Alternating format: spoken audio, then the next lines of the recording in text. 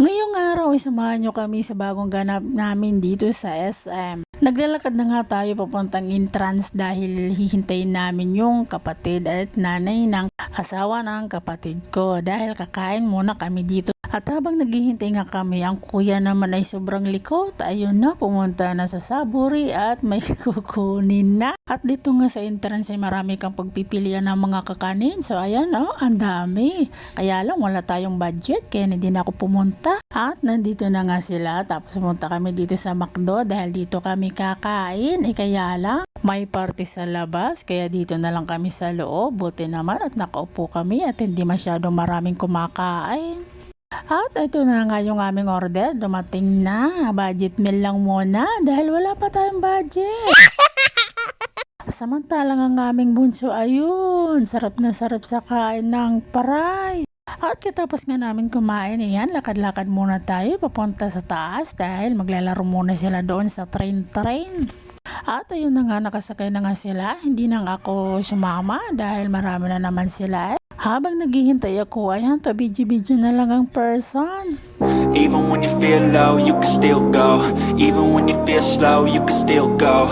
Even when there's no hope, you can still go. I never answer to no, man, I still go. Go, go, go, go, go, go, go, go, go, go, go, go, yeah, go, go, go. Hustle hard, hustle every single day. I'll be making moves till I'm buried in. At katapos nga namin mag-ride, so ayan, nakakita kami ng Halloween photo booth. Kaya naman naisipan ng tita na picturean sila. At kaya lang itong makulit naman na kuya ay ayaw mong pa-picture. Ang hirap-hirap naman kunan ng picture. Buti nga si Bunso kahit sobrang kulit ay nakunan din ng picture. At katapos nga doon sa Halloween photo booth ay dapat dito sana kami magpipicture. Kaya lang si kuya doon na na-stuck sa palaruan. So ayan na, diyan na talaga kami na-stuck. Kaya wala nang picture-picture doon, dapat sana sa may Christmas tree. Kinuha nga namin siya kasi wala kami ang tokens. Pero ayan, bumalik at bumalik pa rin siya. Habang bumibili ako ng tokens ay yan, hindi pa rin siya umalis diyan. Ay, pindot pa rin siya ng pindot diyan. Ayan na ang binabalik-balikan diyan. At ayan na nga, nakabili na tayo ng token. O maandar-andar na. Kaya si kuya, ayan, pindot pa rin ng pindot. Habang naman si Bunso, dyan naman siya sa kabayo. At ayan, nakaalala yung pinsan niya. Napakaseryoso talaga ng mukha ng aming Bunso. Ay, samantalang ang kuya, ayan pa rin, hindi pa rin naalis diyan. Ay, pag nagustuhan talaga ay hindi natitigilan.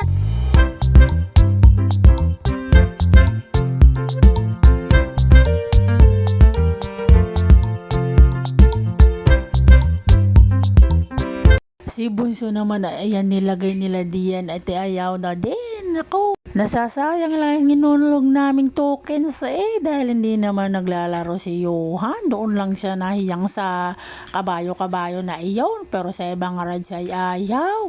At itong kuya naman ay diyan lang talaga siya. Ay, hindi na umaalis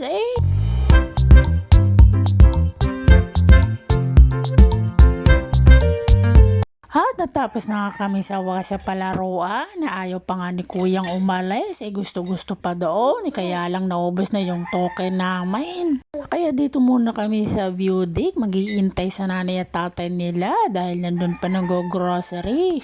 Ang ganda ng tanawin dito sa view deck. Kaya naman maraming tumatambay dito.